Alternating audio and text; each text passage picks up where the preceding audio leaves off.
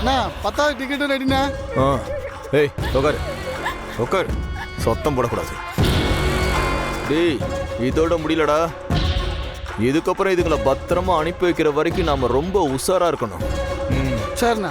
டேய் டாக்டர் வர சொல்லிட்டியா? அந்த வேலை இருக்காருண்ணா. ஓகேடா. டேய் இந்த சின்ன பசங்க தோலை வச்சு என்னடா பண்ணுவாரு?